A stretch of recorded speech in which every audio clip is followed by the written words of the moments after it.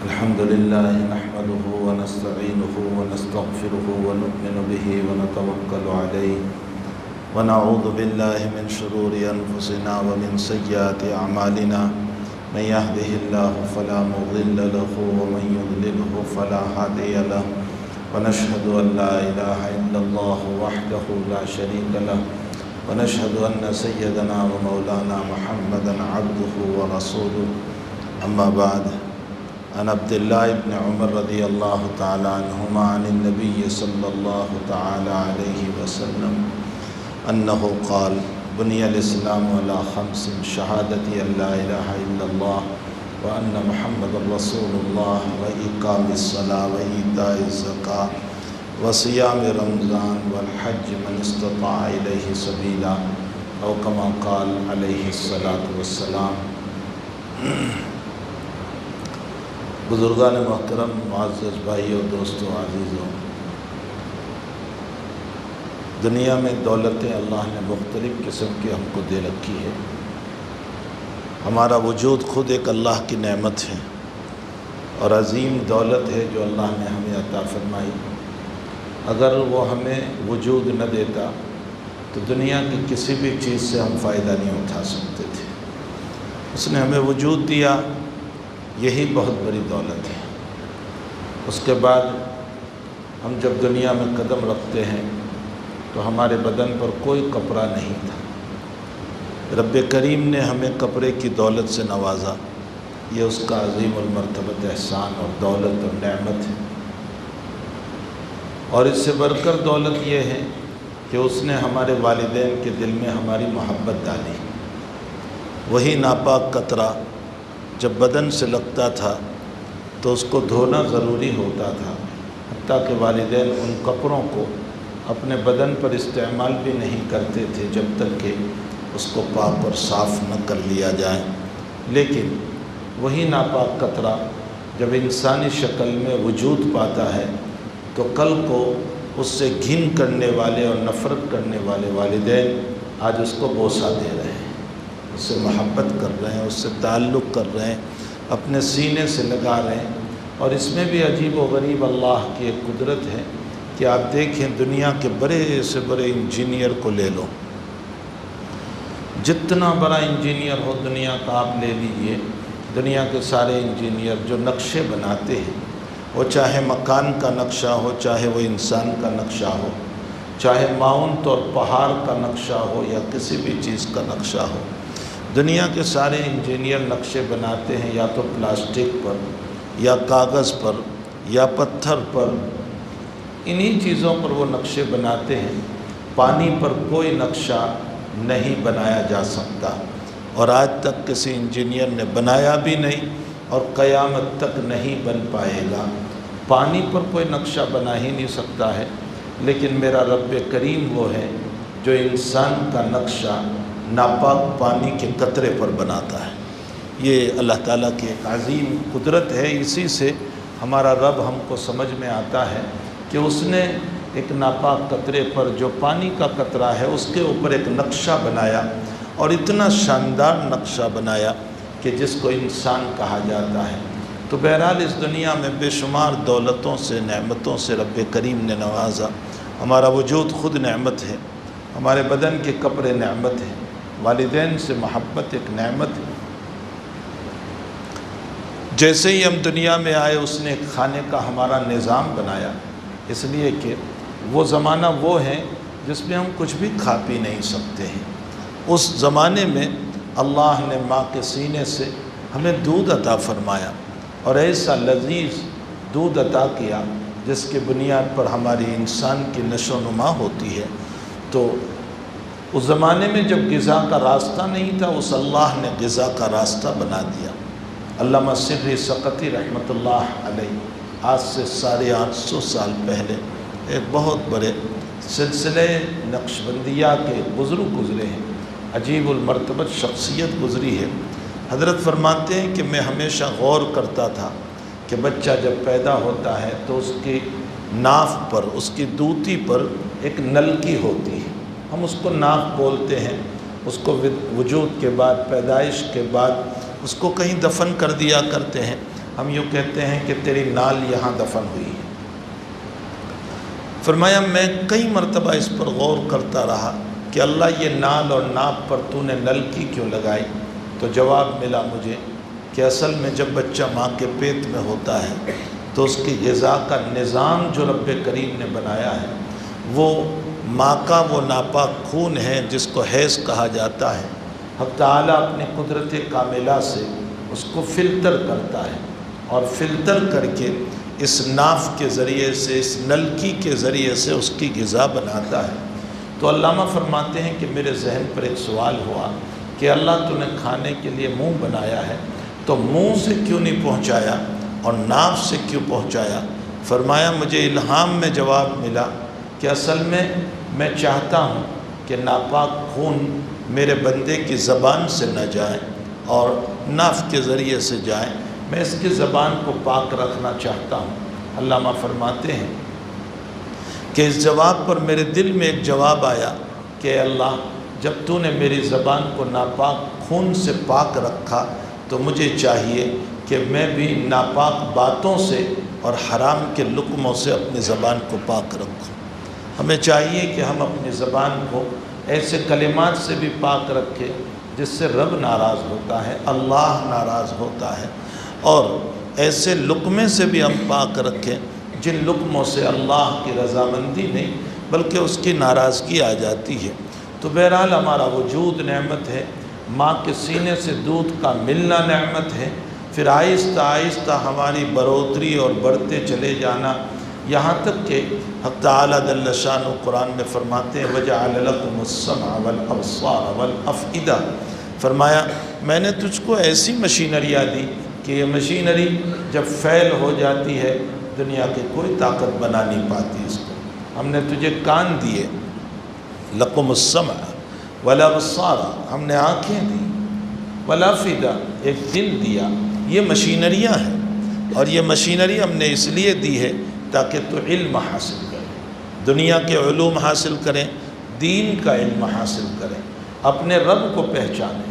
مخلوق کا وجود دنیا کی کاریگری بنانے کے لیے نہیں ہے بلکہ کاریگری کو دیکھ کر اللہ کو پہچاننے کے لیے ہے۔ ان فی خلق السماوات والارض واختلاف اللیل والنہار لآیات لأولی الالباب، فرمایا آسمان اور زمین کے چلنے میں، آفتاب کے اپنے وقت پر نکل کر اپنے وقت پر غروب ہو جانے میں، اور چاند کے اپنے وقت پر نکل کر اپنے وقت پر غروب ہو جانے میں، اور دنیا کے اس نظام کے اندر عقل مندوں کے لیے بڑے دلائل ہیں۔ ان فی خلق السماوات والارض واختلاف اللیل والنہار، یہ رات یہ دن جو اپنے نظام کے مطابق چلتے رہتے ہیں، لآیات لأولی الالباب، عقل مندوں کے لیے بڑے دلائل ہیں۔ لیکن عقل مند کس کو کہتے ہیں؟ کیا فلائٹ چلانے والے کو عقل مند کہتے ہیں؟ کیا فلائٹ بنانے والے کو عقل مند کہتے ہیں؟ کیا راکٹ بنانے والے کو عقل مند کہتے ہیں؟ کیا میزائل کے بنانے والے کو عقل مند کہتے ہیں؟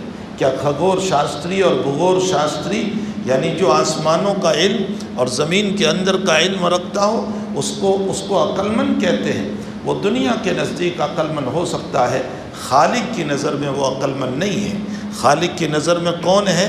خالق کی نظر میں وہ ہے جو راکٹ بنا کر کے راکٹ کے مالک کو پہچاننے والا ہو، جو فلائٹ کو بنا کر کے فلائٹ کے مالک کو پہچاننے والا ہو، جو فلائٹ کو چلا کر کے اللہ کو پہچاننے والا ہو، جو زمین کے اندر کی چیزوں کو نکال کر کے وہ زمین کے مالک کو پہچاننے والا ہو، جو آسمانی دنیا کے علوم کو حاصل کر کے وہ چاند اور ستاروں اور کواکب کو اپنے قابو میں لا کر کے وہ اس کے مالک کو پہچاننے والا ہو، وہ عقل مند ہے۔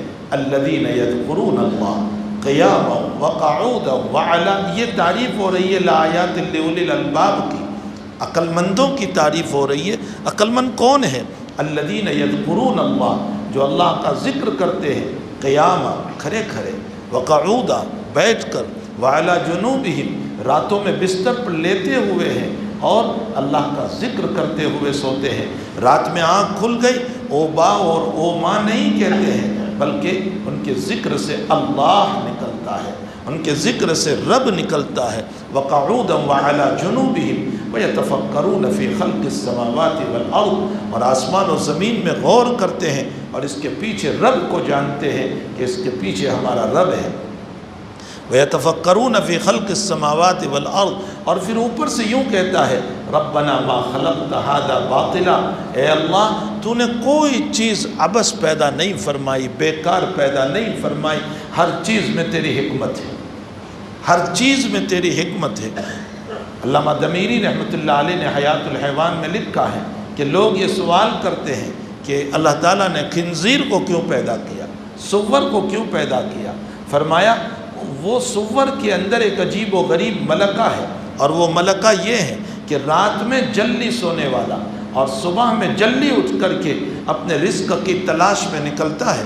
آپ دیکھو فجر کی نماز کے لیے جب ہم نکلتے ہیں اور جس جگہ پر سور اور خنزیر ہوتے ہیں تو آپ دیکھو گے کہ وہ کھانے کے لیے دوڑتے ہیں۔ علامہ دمیری فرماتے ہیں کوئی حکمت سمجھ میں نہ آئے تو اتنی حکمت کافی ہے کہ انسان تجھے خنزیر سے تعلیم دی جا رہی ہے کہ تو رات میں جلدی سونے والا بن اور صبح کو جلدی اٹھنے والا بن۔ فرمایا اس میں بھی تیرے لیے حکمت ہے، اللہ تعالیٰ نے اس کو عبث اور بیکار پیدا نہیں کیا۔ دمیری اس پر گفتگو کرتے ہوئے لکھتے ہیں کہ اللہ تعالیٰ نے خنزیر کو پیدا کیا، اس کو عبث پیدا نہیں کیا۔ اس کی بے حیائی کو دیکھ کہ خود اس کا بیٹا جو ہے اس کی ماں کے ساتھ جفتی کرتا ہے، اپنی خواہش کو پوری کرتا ہے۔ یہ اس جانور کے اندر موجود ہے کہ اس کا بیٹا جو ہے وہ اپنی ماں سے اپنی ہوس کو پوری کرتا ہے اور وہ گندگی میں ہر وقت منہ ڈالتا رہتا ہے۔ فرمایا انسان کو یہ سبق ملا، اللہ نے بے حیا جانور کو پیدا کر کے انسان کو حیا کی تعلیم دی، اور فرمایا تو اس طرح بے حیا نہ بن جانا ورنہ امت کی نظر میں ایسے ذلیل ہو جائے گا جیسے خنزیر ذلیل ہو گیا۔ حکمت ہے اس میں، اللہ نے بیکار کسی چیز کو پیدا نہیں کیا۔ تو اللہ کی ہر چیز میں رب کریم نے بڑی حکمتیں رکھی ہے۔ ظاہر سی بات ہے میری آپ کی سمجھ میں اگر کوئی بات نہ آئے تو یہ میری عقل کا قصور ہے کہ میں وہاں تک پہنچ نہیں پایا، میری عقل وہاں تک پہنچ نہیں پائی، میری رسائی وہاں تک نہیں ہوئی، اس لیے میں اس بات کو سمجھ نہیں سکا۔ اسی لیے قرآن کے پہلے ہی پیج پر اللہ نے فرمایا ذالک الکتاب لا ریب فیہ، یہ کتاب وہ ہیں جس میں کوئی شک نہیں۔ اب کوئی کہے کہ مجھے تو شکوک نظر آ رہے، جیسے بہت سو کو شکوک نظر آئے 26 آیتوں کے اندر، اور وہ کہنے لگے کہ قرآن کی ان آیات کو نکال دیا جائے، تو حقیقت یہ ہے کہ یہ قرآن کا قصور نہیں ہے، اے پڑھنے والے تیرا قصور ہے۔ تیری عقل کی رسائی وہاں تک نہیں ہو رہی ہے کہ رب کریم نے یہ جو آیات قرآن کریم کے اندر بیان فرمائی ہے ان آیات کی وجہ کیا تھی، کس بنیاد پر اللہ نے ان مسائل کو بیان فرمایا، کیا وہ ضرورت پیش آئی تھی جس کی بنیاد پر ان آیات کو ذکر فرمایا۔ تو بہرحال اللہ تعالیٰ تعریف فرماتے ہیں کہ عقل مند کون ہے؟ جو اللہ کی عبادت کرنے والے ہیں۔ الذین یذکرون اللہ قیاما وقعودا وعلی جنوبہم، کھڑے کھڑے نماز پڑھتے ہیں، قعودا بیٹھ کر سجدے اور رکوع کر رہے ہیں، وعلی جنوبہم ان کے بستر پر اللہ یاد آتے ہیں۔ امام غزالی نے عجیب و غریب ایک حکمت لکھی، فرمایا کہ رب کریم نے دنیا کے مانگنے کے طریق بڑے نرالے ہیں اور اللہ سے مانگنے کا طریق بڑا عجیب و غریب ہے۔ فرمایا دنیا کے مانگنے کا طریق یہ ہے کہ چادر بچھا دو، رومال بچھا دو، یا برتن لے کر کے کشکول لے کر کے چلو۔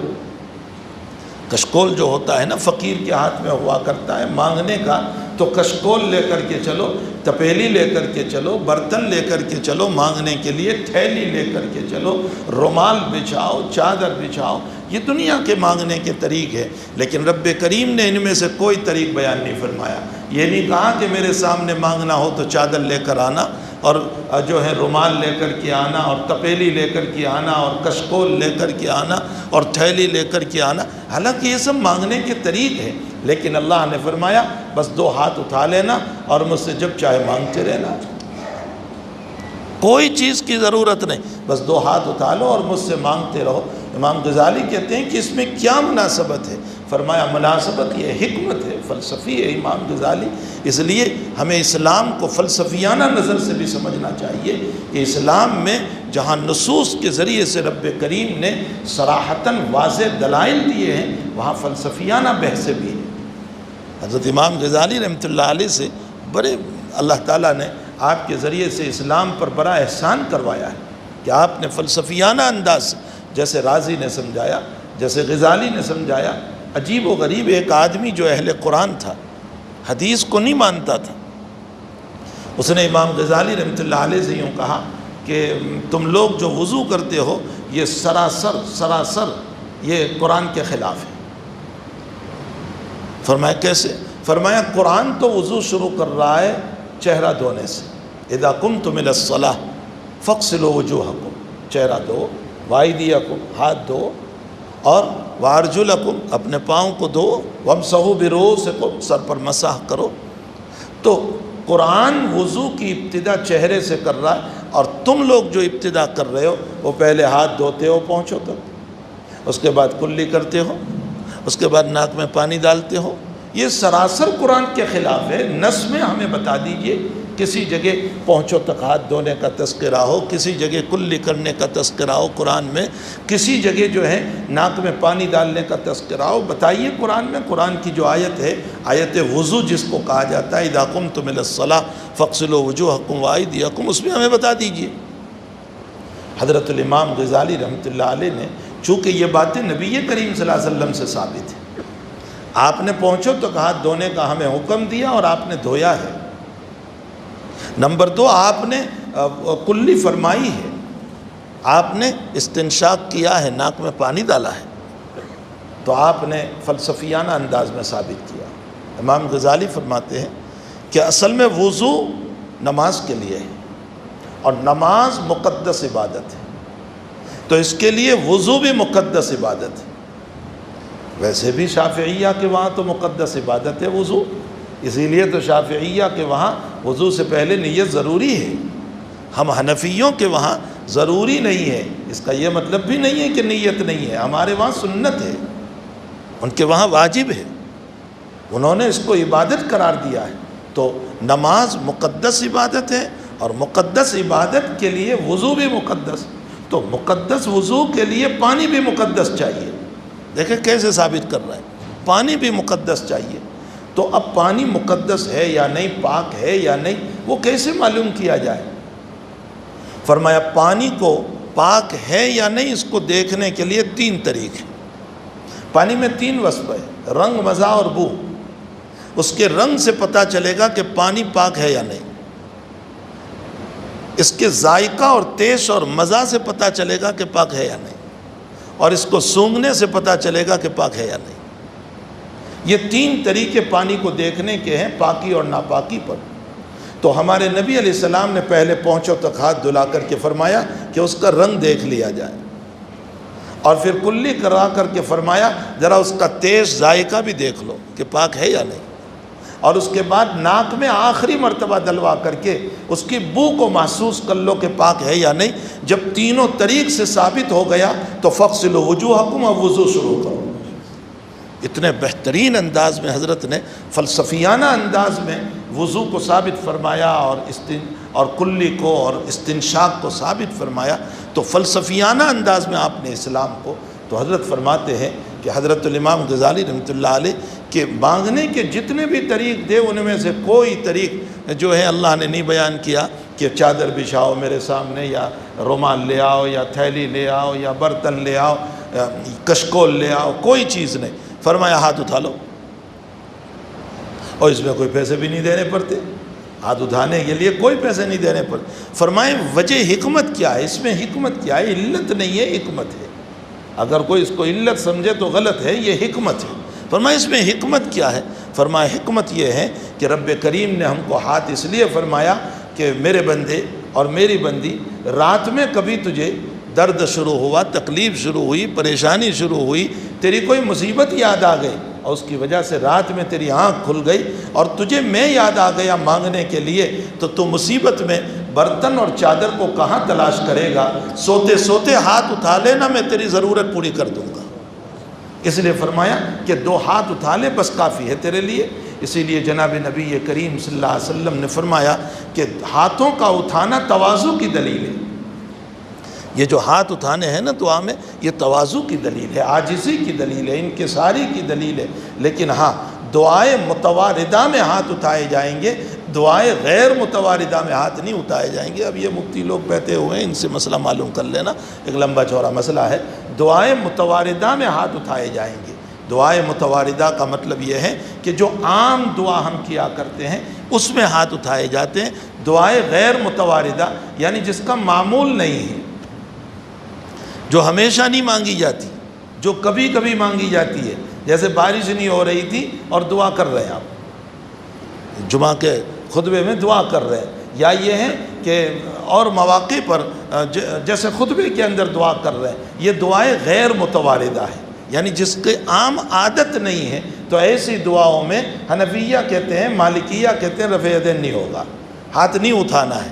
نبی اکرم صلی اللہ تعالیٰ علیہ وسلم سے ہاتھ اٹھانا ثابت نہیں ہے، جیسے قنوت نازلہ ہے۔ کبھی مصیبت آ جائیں، حالات آ جائیں، پریشانیاں آ جائیں، طوفان ہو جائیں، مسلمانوں کے اوپر حملے ہو جائیں، تو ایسے موقع پر قنوت نازلہ پر آ جاتا ہے۔ تو قنوت نازلہ دعائیں غیر متواردہ ہے، دائمی دعا نہیں ہے، یہ تو ضرورت کی بنیاد پر پڑھی جا رہی ہے، تو وہاں ہاتھ نہیں اٹھایا جائے گا۔ یہ مسئلہ یاد رکھ لینا، بس اتنا اصول یاد رکھ لینا کہ متوارد دعاؤں میں ہاتھ اٹھائے جاتے ہیں، غیر متوارد دعاؤں میں ہاتھ نہیں اٹھائے جاتے۔ یہ مسنون ہے، اور اسی لیے بہت سارے لوگ جو حرمین شریفین چلے جاتے ہیں اور وہاں دوسرے مسلک والوں کو دیکھتے ہیں کہ وہ ہاتھ اٹھاتے ہیں، تو یہ لوگ پوچھتے ہیں کہ بھئی یہ اٹھاتے ہیں، ہم کیوں نہیں اٹھاتے؟ ارے بھائی، تو جس امام کو مان رہا ہے اس امام نے تجھے یہ اصول بیان کیا ہے، تو تجھے اس اصول پر چلنا ہے۔ اور اگر تو اس کے اصول پر بھی چلے، اس کے اصول پر بھی چلے، اس کے اصول پر بھی چلے، تو نتیجہ یہ ہوگا کہ میٹھا میٹھا ہاں ہاں کروا تو پھر جس مسلک کا تجھے اچھا آسان لگے گا وہ اس کو تو لے لے گا، اور جس مسلک کا تجھے کروا لگا تو اس کو چھوڑ دے گا۔ پھر تو یہ کہے گا کہ 3 رکعت وتر بھاری پڑتی ہے، امام شافعی 1 رکعت کے قائل ہے، چلو ایک ہی پڑھو نا۔ یہ تو پھر میٹھا میٹھا ہاں کروا تو کا مسئلہ ہو جائے گا۔ اس لیے بھائی دنیا کا اصول یہ ہے کہ جب ایک ہی آدمی کا فالو اور اتباع کی جاتی ہے تو شریعت میں بھی یہی ہوگا کہ ہم ایک ہی امام کی اتباع کریں گے، اور وہ امام جو ہمیں مسائل بتا رہے ہیں حضور پاک صلی اللہ علیہ وسلم سے اور قرآن کریم سے، ہم ان مسائل پر عمل کریں گے، ورنہ تو تلفیق ہو جائے گی، اتباع نہیں ہوگی۔ اس کو تلفیق کہا جاتا ہے۔ تلفیق کا معنی ہوتا ہے کہ جو اچھا لگا وہ لے لیا، اور جس کا مذہب اور جس کا مسلک ہمیں جو ہے وہ تھوڑا سا سخت لگا تو اس مسئلے کو ہم نے چھوڑ دیا۔ پھر تو مسئلہ یہ ہو جائے گا کہ 3 طلاق ہمارے مسلک میں سخت ہے تو ہم دوسرے مسلک میں چلے گئے کہ 3 1 ہے، بس پھر یہی مسئلہ ہو جائے گا۔ شریعت کھیل بن جائے گی، شریعت جو ہے نا وہ ایک کھیل بن جائے گی، اور شریعت کو کھیل نہیں بنانا ہے۔ اس لیے بہرحال خیر، میں تو یہ کہہ رہا تھا کہ فلسفیانہ انداز میں حضرت الامام غزالی رحمۃ اللہ علیہ نے اس دین کو سمجھایا ہے۔ تو فرمایا کہ ہمیں ہاتھ اٹھانے کو اس لیے کہا گیا کہ بھئی کہاں رات میں تو تلاش کرتا پھرے گا برتنوں کو، بس سوتے سوتے میں یاد آ جاؤں، تو وضو کی بھی ضرورت نہیں۔ امام بخاری نے باب قائم کیا کتاب الدعوات میں کہ دعا کے لیے وضو بھی ضروری نہیں، اولا ہے، مسنون ہے، سنت ہے، اگر وضو کر کے دعا کرو تو بہت اچھا ہے۔ لیکن اگر آپ نے بغیر وضو کے بھی سوتے سوتے دعا کر لی رب کریم سے، حق تعالیٰ اس کو منظور فرما دیتے ہیں۔ یہ اور بات ہے کہ دعا کا مسئلہ ایسا ہے کہ بہت سے لوگوں کو یہ سوال پیدا ہو جاتا ہے کہ بھلا میں نے مانگا اور جو ہے مجھے نہیں ملا، میں نے مانگا اور مجھے نہیں ملا۔ حقیقت یہ ہے کہ دعا کے باب میں مسئلہ یہ ہے کہ ہم جو مانگتے ہیں، علیم بذات الصدور کو پتہ ہے کہ میں تو مانگ رہا ہوں لیکن میرے لائق وہ ہے بھی یا نہیں، ایک بات۔ نمبر 2، میرے مقدر میں ہے یا نہیں، تقدیر کا بھی تو مسئلہ ہے، میرے مقدر میں بھی ہے یا نہیں، تو میرے لائق ہے یا نہیں، میرے مقدر ہے یا نہیں۔ اگر میرے لائق ہے، میرے مقدر ہے، تو پھر اس صورت میں حق تعالی وقت کے مطابق مجھے عطا کر دے۔ یاد رکھو، یہ اللہ کو ہمارا محتاج نہیں ہے، اللہ مجبور نہیں ہے کہ میں مانگوں اور وہی دے ہی دے۔ حضور پاک صلی اللہ تعالیٰ علیہ وسلم فرماتے ہیں ان اللہ لا یکرہ، اللہ پر جبر نہیں کیا جاتا، وہ مجبور نہیں ہے۔ اسی لیے حدیث شریف میں اللہ کے حبیب فرماتے ہیں کہ تکرار سے دعا مانگو۔ تکرار سے مانگنے کا مطلب یہ ہے کہ ایک جملے کو بار بار ریپیٹ کرو، اللہ مجھے دے دے، اللہ مجھے دے، بار بار کہو۔ یہ ایک سائل کی شان ہوتی ہے، یہ ایک فقیر کی شان ہوتی ہے۔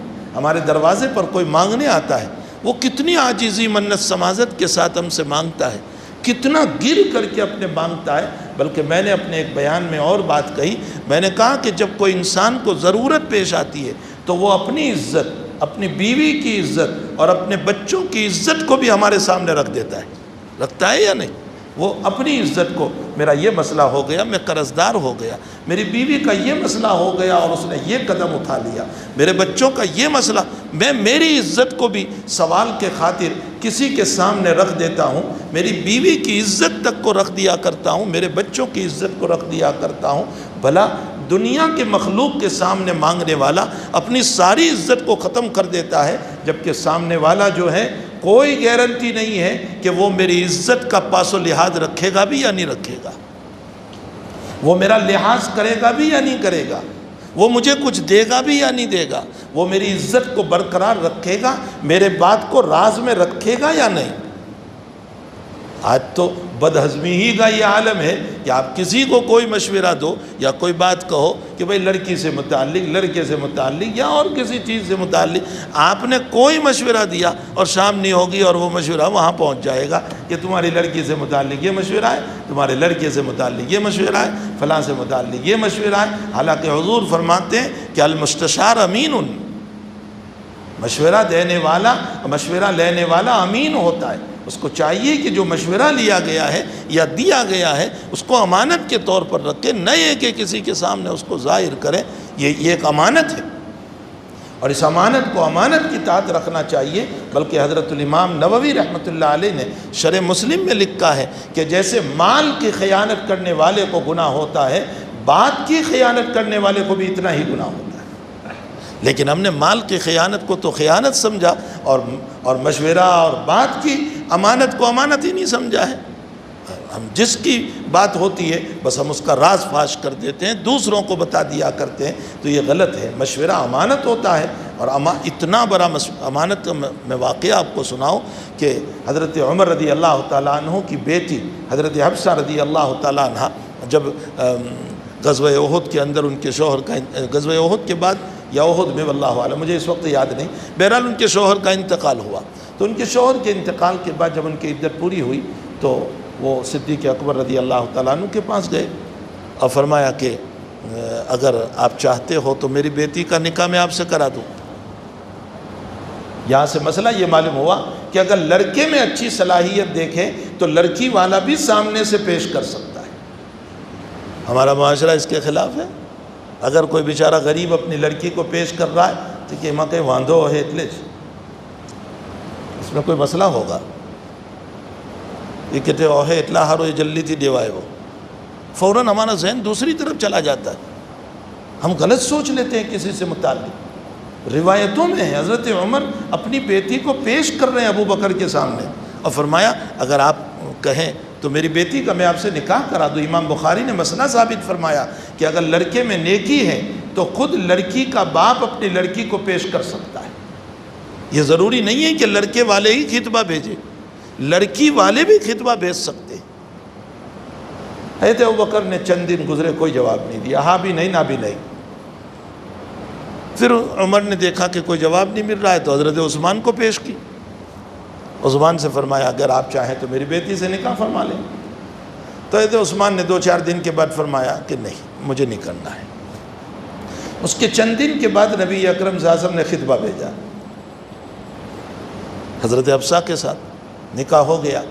اب نکاح ہو جانے کے بعد صدیق اکبر عمر سے ملے اور عمر سے فرمایا کہ جب تم نے مجھ سے پوچھا تھا اور میں نے کوئی جواب نہیں دیا تو تمہیں غصہ آیا ہوگا۔ فرمایا بہت غصہ آیا تھا کہ تم سے اچھے تو عثمان تھے، نہ تو نہ جواب تو دے دیا، تم نے تو کوئی جواب ہی نہیں دیا، نہ ہاں میں نہ نہ میں، کوئی جواب ہی تم نے نہیں دیا، مجھے بڑا غصہ آیا۔ تو اب سنو میں مشورے پر بات کر رہا ہوں۔ حضرت صدیق نے فرمایا کہ جب تمہاری بیٹی بیوہ ہوئی تو ایک مرتبہ نبی اکرم صلی اللہ علیہ وسلم نے ہلکا سا مجھے اشارہ کیا تھا، جس سے مجھے یہ سمجھ میں آیا کہ حضرت کا ارادہ ہے، لیکن چونکہ عدت کے درمیان کوئی بات نہیں ہو سکتی، عدت میں منع ہے، تو حضرت کا اشارہ دلیل تھا اس بات کا کہ حضرت کو نکاح کا ارادہ ہے۔ اب جب تم نے مجھ کو کہا تو اگر میں ہاں کہتا تو نبی کے ارادے پر مجھے کام کرنا پڑتا. میں نہیں چاہتا تھا کہ نبی کے ارادے پر میں کام کروں. اور اگر میں نہ کہتا تو مجھے کارن پیش کرنا پڑتا کہ بھئی کیوں نہ کہہ رہا ہوں. اور جب میں کارن پیش کرتا تو نبی کے راز کو فاش کرنا پڑتا. ایک نبی کی راز تھا میرے پاس کہ حضرت کا کچھ ارادہ تھا, مجھے اس کو ظاہر کرنا پڑتا. اور ظاہر سی بات ہے کہ نبی نے جب مجھ سے اشارے میں بات کی تھی, یہ اشارہ تھا اس بات کی دلیل پر کہ اس کو کھولا نہ جائے. تو میں نہیں چاہتا تھا کہ نبی کا راز فاش ہو جائے, اس لیے میں نے ہاں میں بھی جواب نہیں دیا, نہ میں بھی جواب نہیں دیا. عمر فرماتے ہیں ابو بکر تم سے بڑا عقل مند کوئی نہیں ہو سکتا. تو بہرحال ہمیں چاہیے کہ شریعت کو ہم سمجھنے والے بنے. شریعت ہماری جو ہے نا, اللہ تعالیٰ نے ہمیں جو شریعت عطا فرمائی, اتنی مقدس اور اتنی پاکیزہ شریعت ہے, اتنی پاکیزہ کہ کوئی زندگی کا لمحہ ایسا نہیں ہوگا کہ جس میں اللہ کے نبی نے ہمیں رہنمائی نہ فرمائی.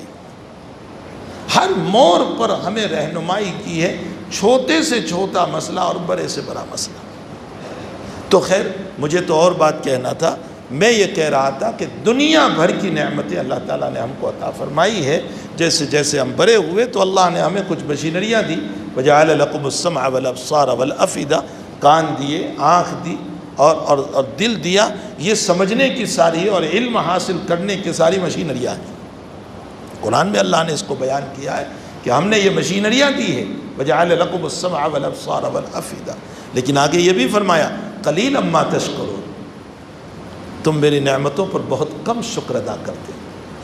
زندگیاں پوری ہو گئی, ان کانوں کا شکر میں نے اور آپ نے ادا نہیں کیا.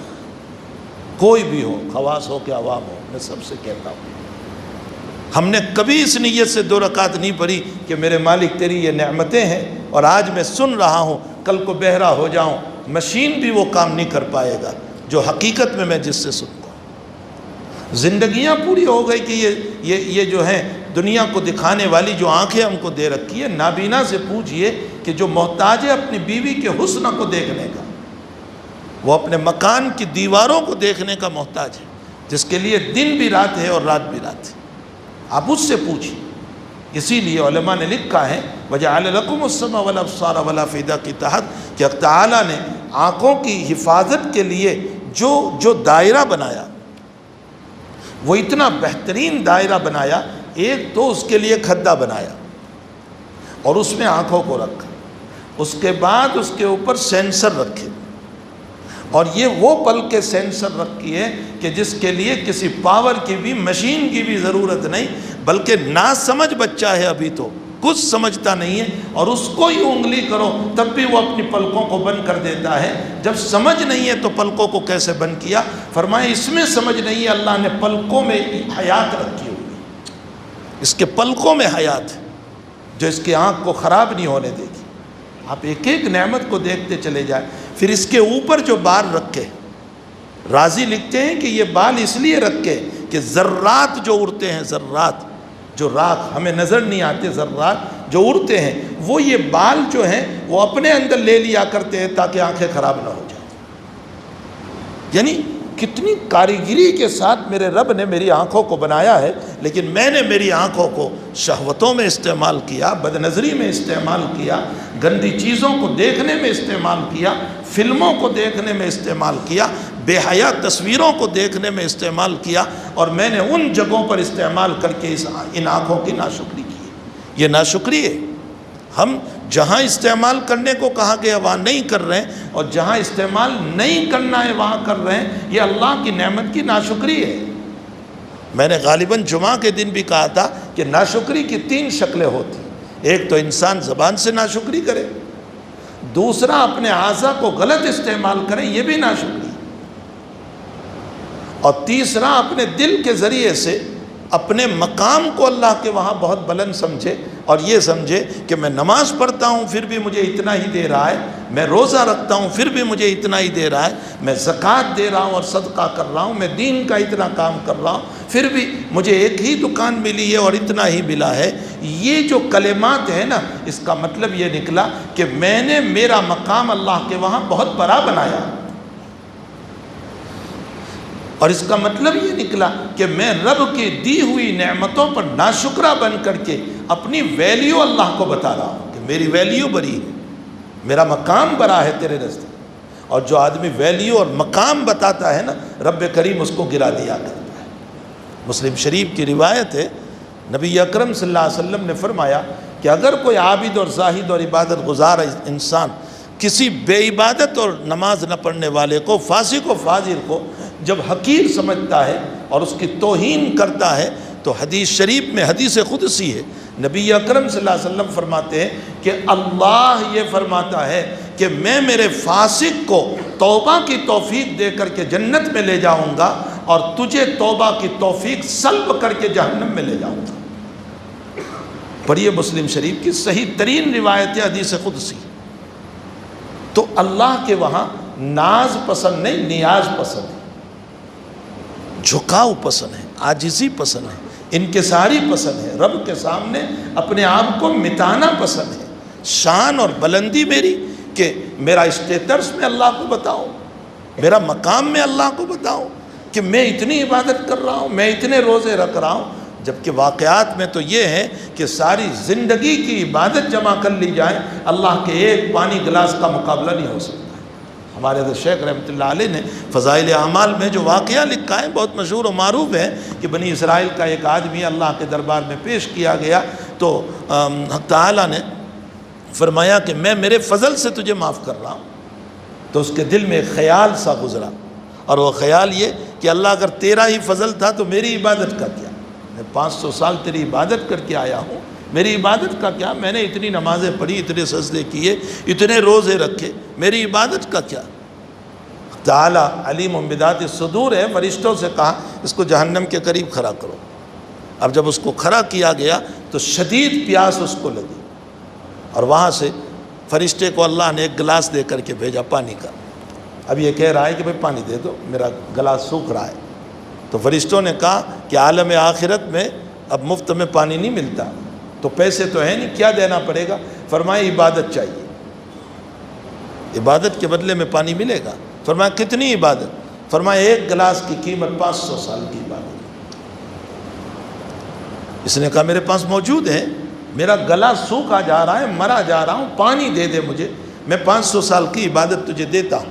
عبادت کا سودا ہوا، رب کریم نے کہا اس کو میرے پاس لاؤ۔ جب بلایا گیا تو فرمایا تیری 500 سال کی عبادت تو ایک گلاس کے بدلے میں بک گئی، اب تو مجھے حساب دے کہ میں 500 سال تک تجھے روزانہ پانی پلاتا رہا اور کھانا کھلاتا رہا، اس کا حساب لا۔ تو اس بندے نے اعتراف کیا کہ اللہ تیرے فضل کے بغیر کوئی جنت میں نہیں جا سکتا۔ اسی لیے بخاری شریف میں روایت ہے، جناب نبی کریم صلی اللہ علیہ وسلم نے ارشاد فرمایا کہ کوئی آدمی اللہ کے فضل کے بغیر جنت میں نہیں جا سکتا ہے، کوئی آدمی نہیں۔ تو صحابہ کو سوال ہوا کہ حضرت آپ، یعنی نبی علیہ السلام سے پوچھا کہ حضرت آپ بھی فضل رب سے؟ آپ نے ارشاد فرمایا نعم، جی ہاں میں بھی، الا ان یتغمدنی اللہ تعالی، میں بھی جنت میں نہیں جا سکتا ہوں اگر اللہ کی رحمت مجھے اپنی چادر میں نہ ڈھانپ لے۔ کون کہہ رہا ہے؟ وہ امام الانبیاء کہہ رہا ہے، وہ معصوم مغفور نبی کہہ رہا ہے، وہ نبی کہہ رہا ہے جس کے مقام کا یہ عالم ہے کہ وہ جب تک جنت میں نہیں جائے گا کوئی جنت میں نہیں جا سکتا ہے۔ وہ کہہ رہا ہے کہ جس کی سفارش پر حساب شروع ہوگا، وہ کہہ رہا ہے کہ جس کے بول کو اللہ گرنے نہیں دے گا، وہ کہہ رہا ہے کہ جس کے جسد اطہر سے لگی ہوئی مٹی کعبۃ اللہ سے افضل قرار دی گئی، وہ کہہ رہا ہے جس کے جسد اطہر سے لگی ہوئی زمین کو ریاض الجنہ کہا گیا۔ یہ جو ریاض الجنہ ہے، محدثین کی تحقیق تو یہ ہے کہ یہ زمین جنت سے آئی ہے، اس لیے ریاض الجنہ کہا، یا یہ زمین جنت میں جائے گی اس لیے اس کو ریاض الجنہ کہا، یا اس میں نماز پڑھنے والا جنت میں جائے گا اس لیے اس کو ریاض الجنہ کہا۔ ہمارے حضرت علامہ انور شاہ صاحب فرماتے، خامخواہ کی بحث کر رہے ہیں، اس کو تو ریاض الجنہ اس لیے کہا ہے کہ میرے نبی کے جسد سے لگی ہوئی ہے، اور میرے نبی کے جسد سے لگی ہوئی زمین وہ جب جنت سے افضل ہے تو متصل زمین جو ہے وہ جنت کیوں نہیں ہو سکتی، اس لیے اس کو ریاض الجنہ کہا گیا۔ اس نبی کا اتنا اونچا مقام ہے، اور وہ نبی یہ کہہ رہا ہے کہ میں رحمت رب کے بغیر جنت میں نہیں جا سکتا، تو میں اور آپ کس کھیت کے مولی ہیں؟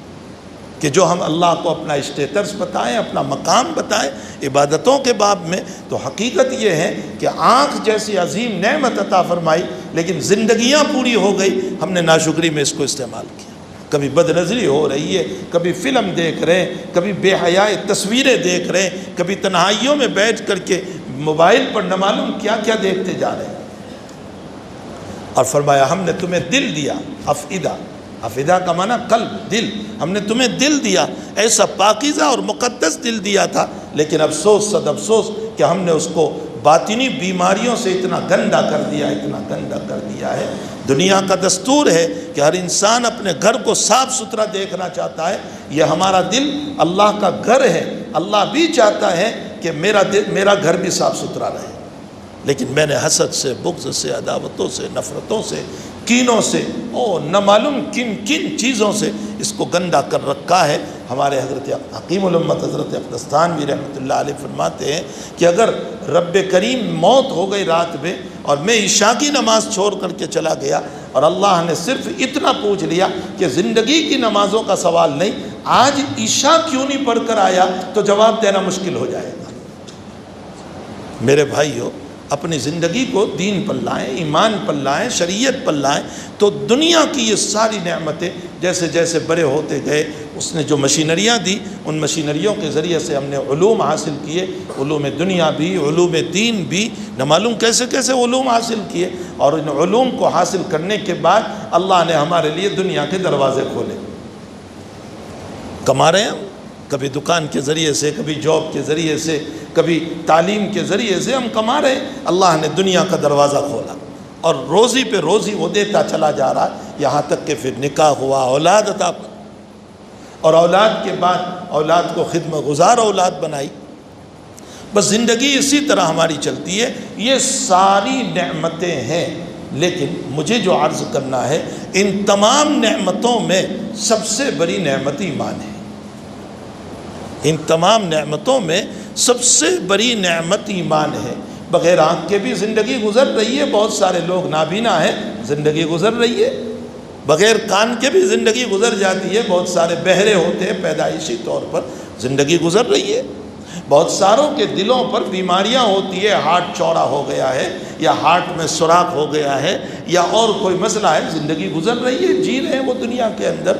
اور بہت سی مرتبہ انکم اور آمدنی نہیں ہوتی، زندگی گزر رہی ہے، غریبی کے ساتھ بھی زندگی گزر رہی ہے، چٹنی روٹی کھا کر بھی زندگی گزر رہی ہے، چٹائی پر سو کر بھی زندگی گزر رہی ہے، جھونپڑے میں رہ کر بھی زندگی گزر رہی ہے۔ یہ ساری نعمتیں ہیں، لیکن ان نعمتوں کے باوجود اگر یہ نعمتیں نہ ہو تو بھی زندگی گزر رہی ہے، لیکن یاد رکھو ایمان کے بغیر زندگی نہیں گزر سکتی، دنیا بھی نہیں اور عقبہ بھی نہیں، اس لیے کہ عقبہ کا مدار دنیا پر ہے۔ الدنیا مزرعۃ الآخرہ، دنیا جو ہے وہ آخرت کی کھیتی ہے۔ حضرت علی رضی اللہ تعالیٰ عنہ کا قول حضرت الامام بخاری رضی اللہ تعالیٰ عنہ نے کتاب الرقاق میں نقل فرمایا، الدنیا مدبرۃ والآخرۃ مقبلۃ، دنیا پشت پھیر کر جا رہی ہے نا۔ کل ہم 2 سال کے تھے، 4 سال کے تھے، آج ہم 50 55 60 سال کے ہو گئے، یہ 60 سال میرے پیچھے چلے گئے۔ یہ دنیا تو جا رہی ہے، اب میں کتنا جیوں گا کچھ نہیں کہہ سکتا ہوں، رب کا بلاوا کب آ جائے کچھ پتہ نہیں۔ والآخرۃ مقبلۃ، آخرت سامنے آ رہی ہے، دنیا جا رہی ہے اور آخرت سامنے آ رہی ہے۔ الدنیا مدبرۃ والآخرۃ مقبلۃ، دنیا میں کوئی جیتا نہیں ہے، موت ایک اصول قاعدہ ہے اللہ کا، جو اللہ نے ہر ایک پر چلایا ہے، چاہے وہ دیندار ہو یا دنیا دار ہو۔ اصول رب اپنی جگہ کام کر کے رہے گا، وہ انبیاء پر بھی چلا، اور انبیاء کی بھی موتیں آئی، اور انبیاء بھی دنیا سے تشریف لے گئے، اور عیسیٰ کا نزول ہی اس لیے ہوگا تاکہ زمین پر نظام کائنات کو صحیح کرنے کے بعد ان کو موت دے کر زمین میں رکھا جائے۔ موت اپنی جگہ پر حق ہے، کسی کو چارہ کار نہیں۔ اگر موت دنیا کے اعتبار سے کسی کو نجات دے دیتی، اور کسی کی دولت اگر کسی کو موت سے بچا سکتی تھی، تو اس صورت میں فرعون، حامان، قارون بچ جاتا اور اس کی دولت اس کو بچا لیتی۔ اور دین کے اعتبار سے اگر کسی کا دین اگر کسی کو موت سے بچا سکتا تھا تو امام الانبیاء کا دین امام الانبیاء کو بچا لیتا. لیکن آقا صلی اللہ علیہ وسلم کو بھی موت آئی، بلکہ موت کیا آئی، بخاری شریف میں ہے کہ آپ کو سکرات بھی ہوئی اور آپ نے ٹھنڈا پانی منگوایا اور پیالے میں پانی میں ہاتھ ڈال کر کے اپنے چہرے پر پھیرتے جا رہے تھے اور فرمایا یا عائشہ ان للموت سکرات، عائشہ موت کی سختی، عائشہ موت کی سختی. اور اللہم رفیق الاعلیٰ، اللہم رفیق الاعلیٰ، اللہم رفیق الاعلیٰ بار بار بولتے جا رہے، یہاں تک کہ عائشہ فرماتی ہے کہ میرے سینے پر آپ کا سر مبارک تھا، آپ میرے سینے سے پشت لگا کر کے، پیٹھ لگا کر کے میرے گود میں تھے، بین سحری و نحری میرے گود میں تھے، اور آخری مرتبہ ہاتھ اٹھایا اور آپ کا ہاتھ گر گیا، اللہم رفیق الاعلیٰ کا، اور آپ کا ہاتھ گر گیا. تو آپ فرماتے ہیں عائشہ ان للموت سکرات، موت کی سختی. علماء نے لکھا ہے کہ سکرات اور سختی جو ہوا کرتی ہے نا، وہ سختی ایک تو موت کی بھی ہوتی ہے اور ایک خروج روح کی بھی ہوتی ہے.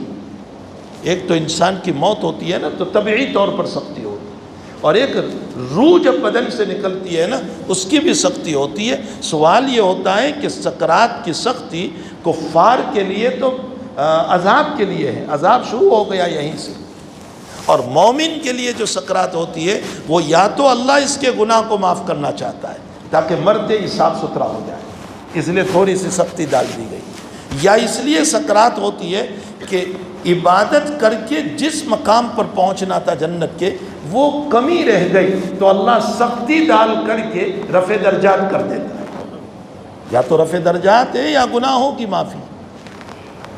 لیکن سوال یہ ہوتا ہے کہ آقا صلی اللہ علیہ وسلم کو نہ تو گناہ کا کوئی مسئلہ تھا نہ رفع درجات کا مسئلہ تھا، گناہ تو ہے ہی، معصوم ہے، اور رفع درجات میں تو درجات آپ کے اتنے بلند ہیں کہ آپ کے بغیر جنت کوئی نہیں کھولے گا، سفارش کبریٰ آپ ہی کے ہاتھ میں ہے، پھر آپ کو سکرات کیوں ہوئی؟ نہ گناہ کا مغفرت کا مسئلہ نہ رفع درجات کا مسئلہ، پھر سختی ہوئی.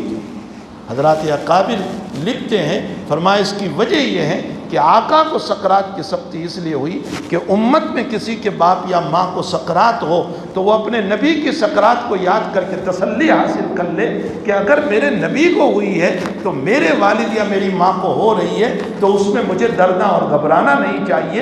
امت کی تسلی کے خاطر حضور نے سکرات برداشت کی. لاکھوں سلام ہو اس ذات اقدس پر، لاکھوں درود نازل ہو اس ذات اقدس پر جو میری تسلی کے لیے وہ سکرات کی سختی بھی برداشت کر گیا. کیسا شفیق اور کیسا رحیم وہ نبی تھا، کیسی رحمت والا وہ نبی تھا کہ جو امت کے خاطر برداشت کر گیا. ورنہ آج کون چاہتا ہے کہ سکرات ہو، کون پسند کرتا ہے کہ سکرات ہو، لیکن امت کے خاطر آپ نے اس کو برداشت فرمایا. ہمیں اس نبی کی اتباع کرنا چاہیے، ان کے طریق پر آنا چاہیے، ان کی زندگی کو اپنانا چاہیے. تو بہرحال دنیا کے اعتبار سے اگر موت کسی کو چھوڑتی تو فرعون حامان چھوٹ جاتے، اور اگر دین کے اعتبار سے کسی کو چھوڑتی تو اللہ کے نبی علیہ السلام کو موت اپنی جگہ برحق ہے. لیکن حقیقت یہ ہے کہ دنیا مدبرۃ والآخرۃ مقبلۃ، آخرت سامنے آ. علی فرماتے وَلِكُلٍّ مِّنْهُمَا بَنُونَ، ہر ایک کے بیٹے، دنیا کے بھی بیٹے ہیں، یعنی دنیا کے پرستار، دنیا کے پجاری، دنیا کو رب ماننے والے، اسی کو سب کچھ سمجھنے والے یہ بھی ہیں، اور آخرت کے بھی بیٹے ہیں جن کے دل میں آخرت کی فکر ہے، اللہ کے حضوری کی فکر ہے. وَلِكُلٍّ مِّنْهُمَا بَنُونَ. اب علی نصیحت کر رہے ہیں فَكُونُوا مِنْ أَبْنَاءِ الْآخِرَةِ وَلَا تَكُونُوا مِنْ أَبْنَاءِ الدُّنْيَا. اے لوگو تم آخرت کے بیٹے بنو، دنیا کے بیٹے نہ بنو. تم آخرت کے بیٹے، آخرت کو چاہنے والے بنو، دنیا کو چاہنے والے نہ بنو. دنیا کے غم ہونے پر وہ فکر نہ کرو، لیکن آخرت اگر گم ہو گئی تو خون کے آنسو رونے کے باوجود کچھ نہیں. تو دنیا مزرعۃ الآخرہ ہے، آخرت کی کھیتی ہے، اور آخرت کی کامیابی ایمان پر ہے. معلوم ہوتا ہے دنیا کی کامیابی بھی ایمان پر. ایمان کتنی بڑی دولت ہے، میں 2-3 روایتوں سے آپ کو بتاؤں ایمان کتنی بڑی دولت ہے.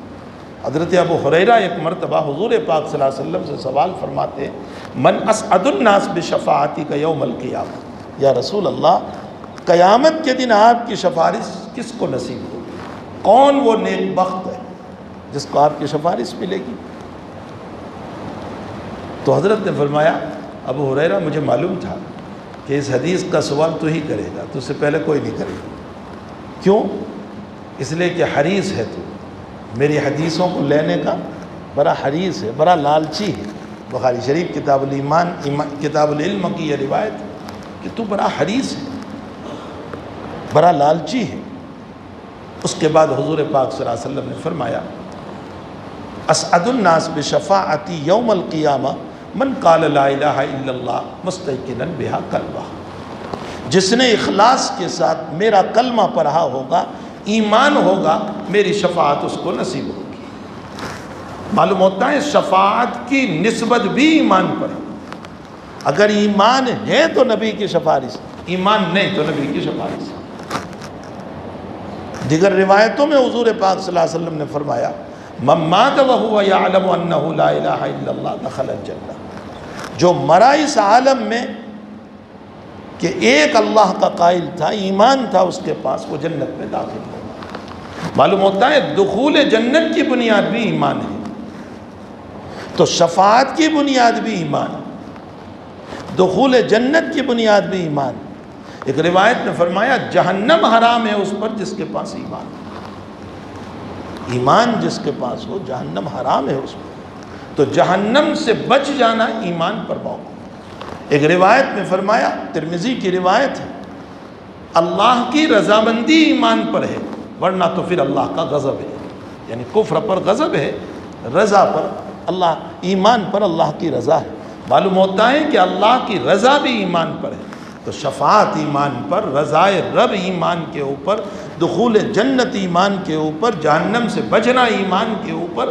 معلوم ہوتا ہے ایمان بہت بڑی بنیاد ہے، بہت بڑی بنیاد ہے۔ بلکہ مسلم شریف کی روایت ہے، نبی اکرم صلی اللہ علیہ وسلم فرماتے ہیں، ایک صحابی پوچھ رہے کہ یا رسول اللہ کوئی چور آ گیا یا کوئی ڈاکو آ گیا لوٹنے کے لیے، اور میں نے اپنے مال کو بچانے کے لیے ڈیفینس کیا اس کا، اب ہمارا مقابلہ ہوا، تو اگر میں اس کو مار دوں تو، چور کو، ڈاکو کو، فرمایا وہ جہنم میں جائے گا۔ اچھا وہ مجھے مار دے تو؟ اللہ کے نبی نے فرمایا فَأَنْتَ شہید، تو شہید ہے۔ اب اس پر بہت بڑا سوال ہو گیا کہ یہ جو مر گیا ہے وہ تو مال کو بچانے کے لیے مرا، اپنا مال بچانا تھا، وہ لوٹنے آیا تھا، وہ چوری کرنے آیا تھا، اور یہ اپنا مال بچا رہا تھا، اور مال کی حفاظت میں یہ تو مر گیا، تو کیا اس پر بھی شہادت؟ قربان جائیے محدثین پر اس حدیث کا معنی بیان کرتے ہوئے فرماتے ہیں کہ اس کو مقام شہادت، حفاظت مال پر نبی نے اس لیے فرمایا کہ اس کے مال کی نسبت ایمان کی طرف ہو گئی، اس لیے مال کی بھی عظمت بڑھ گئی۔ مومن کا مال، نسبت یہ ہو گئی مومن کا مال، اور جب مومن کا مال کہا گیا تو مومن اپنے مال کی حفاظت کے لیے بھی اگر مر گیا چور کے ہاتھ سے، ڈاکو کے ہاتھ سے، تو نبی نے فرمایا اس کو شہادت ملے گی، شہادت کا مقام ملے گا۔ یہ ایمان ہی کی نسبت پر تو ملا ہے، اگر ایمان نہ ہوتا تو شہادت کی نسبت اور شہادت کی موت کہاں سے ہو سکتی تھی؟ تو ایمان بہت عظیم المرتبت دولت ہے جو رب کریم نے مجھے اور آپ کو عطا فرمائی ہے۔ اس ایمان کا پتہ ہمیں ابھی نہیں چلتا ہے، بلکہ ہم جب قبر میں جائیں گے اور قبر میں جب پہنچیں گے، اور یہی ایمان، اسی سے متعلق سوال ہوگا۔ بخاری شریف میں روایت ہے انکم تفتنون فی قبورکم، تم تمہارے قبروں میں آزمائے جاؤ گے، اور پھر نبی نے فرمایا میرے باب میں، یعنی میرے متعلق سوال ہوگا۔ تو بخاری کی روایت میں آقا سے متعلق فرشتہ یہ پوچھے گا کہ بتاؤ ان سے متعلق کیا خیال ہے۔ اب حضور سے متعلق سوال کیسے ہوگا؟ بعضوں نے کہا کہ ذہنی طور پر سوال ہو جائے گا، جیسے موخک پیپر ہم لکھتے ہیں نا، ویسے سوال ہو جائے گا۔ اور ایک یہ دیا ہے کہ حضور پاک صلی اللہ علیہ وسلم کی تصویر مبارک فرشتے لے کر آتے ہیں، بتاؤ ان کو متعلق کیا کہتے ہیں۔ اور ایک تیسرا قول یہ ہے کہ عالم برزخ میں پردے ہٹ جاتے ہیں، موت کے بعد کا جو عالم ہے نا، یہ دنیا میں پردے ہیں کہ یہ دیوار ہے مجھے ادھر کا نظر نہیں آتا، لیکن عالم برزخ میں پردے ہٹ جاتے ہیں، اسی لیے مرنے والا یہاں مر رہا ہے اور اللہ کو دیکھ رہا ہے۔ مرنے والا یہاں مر رہا ہے، فرشتوں کو دیکھ رہا ہے، جنت اور جہنم کے نظارے کر رہا ہے، پردے ہٹ گئے، ابھی ہمارے سامنے پردے ہیں۔ تو مرنے والے کی قبر سے لے کر، چاہے وہ موصالی میں مرے یا کسی جگہ مرے، اس کی قبر سے لے کر جناب رسول اللہ صلی اللہ علیہ وسلم کی قبر تک پردے ہٹ جاتے ہیں، اور پوچھا جاتا ہے کہ بتاؤ وہ کون نظر آ رہے ہیں۔ حکیم الامت حضرت اقدس تھانوی رحمۃ اللہ علیہ امداد الفتاویٰ میں اس جواب کو نقل کرنے کے بعد ارشاد فرماتے ہیں کہ بھئی اگر یہ تیسرا ہی قول اپنی جگہ صحیح رہا کہ حضرت کی ذات گرامی کی زیارت ہوتی ہے، تو فرمایا اللہ مجھے ایمان پر موت دے دے تاکہ حیات میں دیدار نہ ہوا، مرنے کے بعد میں میرے آقا کی زیارت کر لوں گا۔ یہ ایک عشق کی بات ہے، یہ ایک محبت کی بات ہے۔ جس کو جس سے عشق ہوتا ہے وہ اس کو دیکھنا چاہتا ہے، جس کو جس سے پیار ہوتا ہے وہ اس کو دیکھنا چاہتا ہے، چاہے خوابوں میں دیدار ہو جائے، چاہے حیات، چاہے بیداری میں دیدار ہو جائے۔ فرمایا حضرت نے کہ اللہ مجھے ایمان پر موت دے تاکہ میں مرنے کے بعد میرے نبی کی زیارت کر لوں، میں اسے دیکھ لوں۔ تو حضرت فرماتے کہ میرے متعلق سوال ہوگا تمہیں، اور جب صحیح جواب بندہ دے گا کہ نبی اللہ، میرے نبی ہے۔ محدثین نے بہت کھولا اس حدیث کو، یہ وقت نہیں ہے ورنہ میں اس حدیث شریف کو بہت کھولتا کہ یہ جواب کیسے دے گا، اس نے کبھی نبی کو دیکھا نہیں ہے، یہ کیسے جواب دے گا؟ فرمایا اللہ القا کرتا ہے مومن کے قلب پر اور یہ کہے گا کہ محمد الرسول اللہ، اللہ القا کرتا ہے مومن کے دل۔ بخاری میں ہے حضرت عمر رضی اللہ تعالیٰ عنہ نے حضور پاک صلی اللہ علیہ وسلم سے سوال فرمایا کہ حضرت جس وقت فرشتہ مجھ کو سوال کرے گا میرے ہوش حواس ہوں گے؟ عجیب سوال کیا کہ میرے ہوش حواس ہوں گے؟ حضرت نے فرمایا الآن، جیسے ابھی ہے نا ہم پورے ہوش حواس کے ساتھ، فرمایا اسی طرح ہوں گے۔ تو عمر کا جواب سنو، عمر فرماتے اذن فلا حرج، واہ واہ، اذن فلا حرج، تب تو کوئی حرج نہیں۔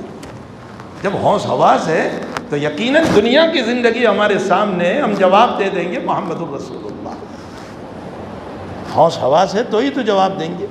رابعہ بصریہ کا انتقال ہوا، ان کے حالات میں لکھا ہے کہ وفات کے بعد کسی نے خواب میں دیکھا تو فرمایا کیا حال ہوا؟ فرمایا سوالات کرنے والے جب آئے تو مجھے پوچھا کہ من ربک،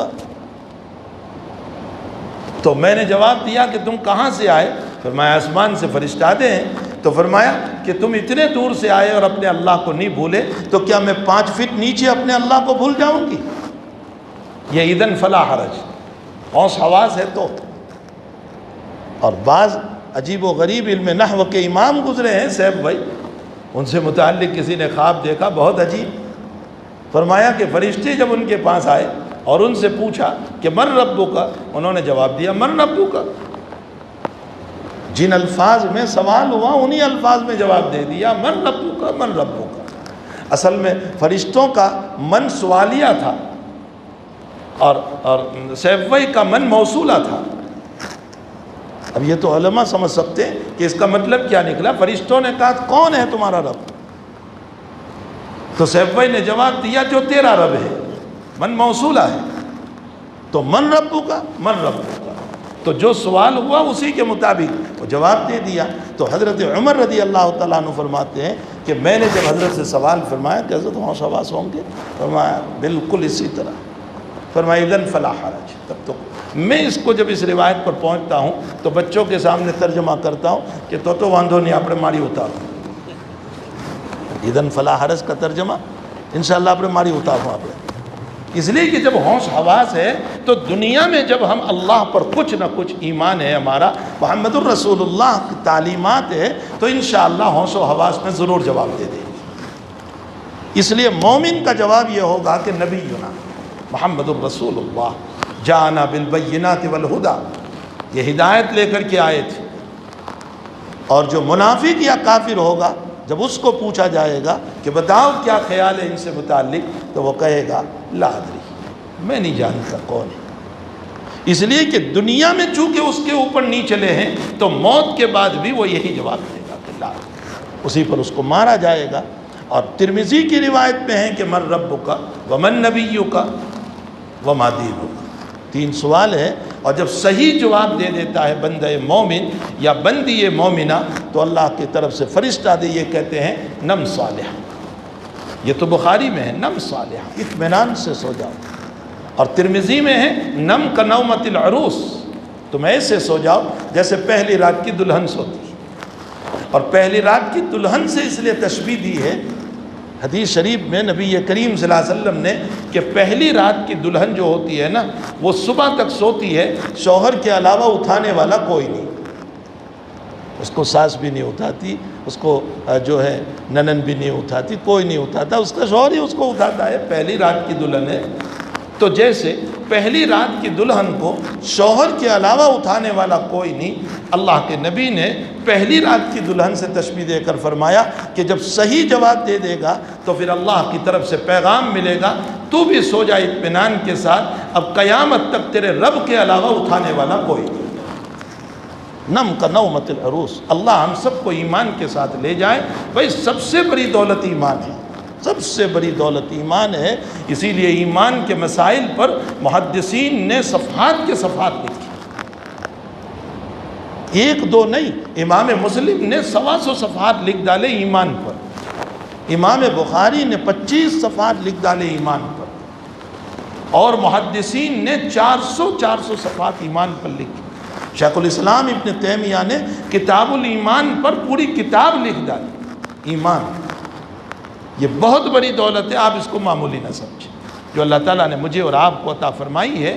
اس لیے ہمیں غیروں کی دولت کو دیکھ کر، ان کی جائیدادوں کو دیکھ کر، ان کے کاروبار کو دیکھ کر، ان کی گاڑیوں کو دیکھ کر ہمیں کبھی مایوس نہیں ہونا چاہیے. ان کو ساری دنیا کیا ایسی 7 دنیا بھی مل جائیں، ہمارے ایمان کا مقابلہ نہیں ہو سکتا.